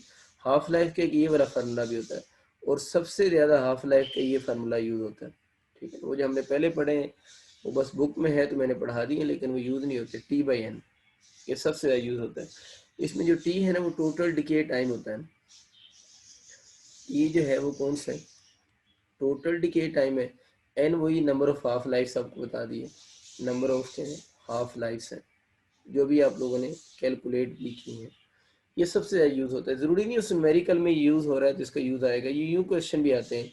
ये 3 चीज़ें 1 2 3, half life, total decay time और नंबर ऑफ हाफ लाइफ, इन तीनों में से कोई सी 2 गिवन हो, तीसरी आप कैलकुलेट कर सकते हैं। तो अब अपने पास इस फार्मूले को ना डिफरेंट फॉर्म में लिखिएगा। एक दफ़ा आप टी को सब्जेक्ट बना लेना, टोटल डिके टाइम को सब्जेक्ट बना के क्वेश्चन आराम से बनाना अपने। आप अज्यूम करना ना आपको number of half life given है और हाफ लाइफ गिवन है और आपसे टोटल डिके टाइम पूछा गया है, या आप यूँ समझ लेना नंबर ऑफ हाफ लाइफ को सब्जेक्ट बनाना, तो टी डिवाइड बाई कौन सा हो जाएगा, हाफ लाइफ, तो आपको खुद ही समझ आ जाएगी। तो ये 3 तरह से क्वेश्चन इसके आ सकते हैं। आपको टोटल डिके टाइम गिवन हो, देखिए ना अभी मैंने number of half life calculate करना आपको इधर से सिखाया है। ये आप कब यूज़ करेंगे, जब आपके सवाल में अनडिके होंगे तो आप यूज़ करेंगे ना। ये तो नहीं आप हमेशा नंबर ऑफ हाफ लाइफ इसी से निकालेंगे। ये तो तभी यूज़ होगा जब आपके पास क्या होंगे, अनडिके होंगे। अनडिके है ना, ये सब लिख लो, कहीं डिके ना लिख देना जल्दी में। ये क्या लिखे हुए, अनडिके लिखने होते हैं, वो होंगे तो ये फार्मूला होगा ना। तो ज़रूरी तो नहीं कि अनडिके गिवन हो। अगर आपसे सपोज करना ये क्वेश्चन आ गया, आपसे नंबर ऑफ हाफ लाइफ पूछता है, आपको टोटल डिके टाइम गिवन है और हाफ लाइफ गिवन है, तो फिर तो बेहतर आप इधर से निकाल लें। तो ये बड़ा इंपॉर्टेंट फार्मूला है, मैंने सारी फॉर्म इसकी लिखी है। हमारा सवाल तो ऊपर वाली फॉर्म से हल हो जाएगा। हमें हाफ लाइफ बतानी है, इसके लिए टोटल डिके टाइम चाहिए। देखिए सवाल ज़रा पढ़ें। 7/8 atoms of an element decays in 12 hours. इसका मतलब को डिके टाइम गिवन है 12 आवर्स। टी की जगह पर आप लोगों ने क्या लिख देना, 12 आवर लिख देना। नंबर ऑफ हाफ लाइफ चाहिए थी, वो आप लोगों ने 3 बना ली है। तो इसकी जो हाफ लाइफ बनेगी वो आप लोगों के पास कितनी हो जाएगी, 4 आवर्स हो जाएगी। अच्छा समटाइम ऐसा होता है ना क्वेश्चन में उसने हाफ लाइफ वगैरह जब आप लोगों ने कैलकुलेट की है ना, तो टाइम उसने मिनट्स की फॉर्म में लिखा होता है, तो अक्सर बच्चे कंफ्यूज हो रहे होते हैं। तो आप इसको मिनट में भी तो कन्वर्ट कर सकते हैं ना, ठीक है ना। इसको 4 से करेंगे तो 240 मिनट्स हो जाएगा। तो ये थोड़ा सा ख्याल रखना है कि सम टाइम वही सेम क्वेश्चन होता है लेकिन आंसर उसने मिनट की फॉर्म में गिवन होता है। तो अक्सर बच्चे वो 4 जल्दी में चूज़ कर लेते हैं, वो लिखा होता है ना 4 मिनट 240 मिनट्स इस तरह होता है, तो वो 4 ही माइंड में रख के ना, क्योंकि क्वेश्चन आवर्स में चल रहा होता है, वो जल्दी से वो यूनिट्स की गलती कर लेते हैं। तो इसलिए यूनिट का थोड़ा ख्याल रखना है, यूनिट की गलती नहीं करनी, ठीक है। इसी फार्मूले की एक और फॉर्म हम बनाते हैं। अगर आपसे क्वेश्चन आ जाता है नेक्स्ट एमसीक्यू, पिछला कंसेप्ट बहुत इंपॉर्टेंट था, खत्म हो गया, कि नंबर ऑफ एटम्स लेफ्ट का अगर क्वेश्चन आ जाए। नंबर ऑफ एटम लेफ्ट का मतलब ये होता है कि नंबर ऑफ एटम अनडिके अगर आप लोगों से पूछ लें, तो उसका फार्मूला जो हम यूज़ करते हैं वो n0/2n यूज़ होता है। n0 तो ओरिजिनल नंबर ऑफ एटम्स होते हैं, ओरिजिनल अनडिके एटम्स होते हैं। वैसे ही हम ऐसे बोलते हैं ओरिजिनल नंबर ऑफ एटम्स ही हैं, लेकिन ओरिजिनल नंबर ऑफ अनडिके एटम्स होते हैं। n मैंने आपको बता दिए, n number of half lives होती हैं। तो इस तरह का अगर कोई क्वेश्चन आ जाए तो आप उसको भी हल कर सकते हैं। फॉर एग्जांपल अगर आपके एमसीक्यू यूँ आ गया, वो कहता है कि if original number of atoms, example वैसे दे रहा हूँ, किसी सैंपल के original number of atoms 100 given है। अगर किसी सैंपल के original number of atoms 100 given है और आप बताएं 2 हाफ लाइफ्स उसकी पास हो चुकी हैं, यानी 2 हाफ लाइफ के बाद उसमेन अनडिके कितने हैं या उसके कितने नंबर ऑफ एटम लेफ्ट रह चुके होंगे। ओरिजिनल नंबर ऑफ एटम्स की मैंने छोटी सी वैल्यू ली, पेपर में ज़्यादा बड़ी वैल्यू गिवन होती है। तो आपसे आपको number of half life given है और आपसे पूछ रहा है उसके अनडिके एटम बताएं, तो आप इसके अनडिके बता सकते हैं। Original number of atom 100 divide by 2⁻²। अब 2⁻9 तक तो मैंने पिछले पेज पे लिख दी है ना, तो आपको मसला नहीं बनेगा। 2 3 4 5 6 7 जो भी हो, आप उसको पिछला टेबल याद करें, आपके क्वेश्चन हल हो जाएंगे। तो अनडिके 100/4 तो कितने हो जाएंगे, आप +25 हो जाएंगे। अब गलती इसमें ये होती है, उसने n0 और n गिवन होते हैं और अनडिके अगर पूछेगा तो ठीक है, लेकिन समटाइम वो फिर दोबारा यहाँ पर ये कहानी करता है कि डिके पूछ लेता है, और कुछ बच्चे जल्दी से इसी फार्मूले को आंसर को डिके समझ बैठते हैं। तो इससे जो निकलेंगे ना, इस मेथड से जो निकलेंगे, अगर ओरिजिनल नंबर ऑफ एटम्स और ये गिवन है, तो जो इस फार्मूले से आएंगे वो तो अनडिके ही होंगे। डिके अगर आपसे इस सवाल में पूछ लेता है तो दोबारा पुराना फार्मूला 1 - अनडिके 1 - 25 तो कितने हो जाएंगे, सॉरी आप लोगों ने उनमें से ओरिजिनल में से माइनस करना है, तो 1 में से तब माइनस करने होते हैं जब गिवन ना हो। तो अब आप लोगों ने अगर डिके निकालने हैं तो ओरिजिनल में से माइनस करेंगे। ओरिजिनल कितने गिवन है, 100। ना गिवन हो तो 1 लिखते हैं ना, अगर गिवन हो तो आप लोगों ने 100 लिख, जो गिवन होंगे उतने लिखने होते हैं। इसने अगर 100 गिवन है तो 100 में से 25 को माइनस करो तो आंसर कितना आ जाएगा, 75 हो जाएगा। ये आपको बात समझ आ गई कि अगर आप इस फार्मूले से जो निकालेंगे अनडिके होंगे, और डिके का आपको समझ आ गया हमेशा 1 में से माइनस नहीं करते। जब ओरिजिनल ना पता हो ना, अगर ओरिजिनल क्वेश्चन में गिवन ही नहीं है तो फिर आप लोगों ने 1 में से माइनस करने हैं, लेकिन अगर गिवन हो तो जितने ओरिजिनल गिवन होंगे उतने में से अनडिके को माइनस करेंगे तो कितने रह जाएंगे, 75 रह जाएंगे। ये बात आपको समझ आ गई है, ठीक है। अगर सपोज करें यही क्वेश्चन आ जाता, वो आपसे यूं क्वेश्चन पूछता कि नंबर ऑफ एटम्स लेफ्ट बताएं आफ्टर 5 हाफ लाइफ्स, ये क्वेश्चन आ जाता कि नंबर ऑफ एटम लेफ्ट बताएं आफ्टर 5 हाफ लाइफ्स। देखिए इसमें क्या ओरिजिनल नंबर ऑफ एटम की बात हो रही है, इस सवाल में ओरिजिनल नंबर ऑफ एटम की बात हो ही नहीं रही। तो इस केस में नंबर ऑफ एटम लेफ्ट की अगर हम बात करें, ठीक है ना, तो नंबर ऑफ एटम्स लेफ्ट की अगर हम बात करें, इस केस में नंबर ऑफ एटम लेफ्ट हम कैसे निकालेंगे ना, इसमें जिसका फार्मूला बनेगा नंबर ऑफ एटम लेफ्ट का, वो क्या होगा। अब n0 और 2⁻n लिखने की जरूरत तो नहीं है ना, क्योंकि इसमें number of atom original number of atom given ही नहीं है, तो फिर फार्मूले को हम इस फॉर्म में लिख देंगे नंबर ऑफ एटम लेफ्ट। ये वही पुराना फार्मूला है, ये वाला फार्मूला है। अनडिके नंबर ऑफ एटम लेफ्ट ही होते हैं, 2⁻n हो जाएगा। मतलब हम ऊपर n0 वाला फार्मूला कब लिखेंगे, जब आपको original number of atom given होंगे। लेकिन अगर ओरिजिनल नंबर ऑफ एटम नहीं गिवन तो ये लिखने की जरूरत को नहीं, फिर खाली ये लिख लो। इस सवाल में देखो ना, ओरिजिनल नंबर ऑफ एटम का कोई जिक्र नहीं है। तो हाफ लाइफ कितनी, 5 2⁻5। तो 2⁻5 अभी मैंने आपको बताया था कितना बनता है, 32। तो ये कितना हो गया नंबर ऑफ एटम लेफ्ट या अनडिके जो है, लेफ्ट और अनडिके बार बार मैं बोल रहा हूँ एक ही बात होती है, वो कितने हैं 1/32 है। ये लेफ्ट है जिन्होंने अभी डिके नहीं किए। लेकिन इसी सवाल में अगर आपसे डिके पूछ लें, अब आप किस में से माइनस करोगे, क्या आपको original number of item given है, नहीं गिवन।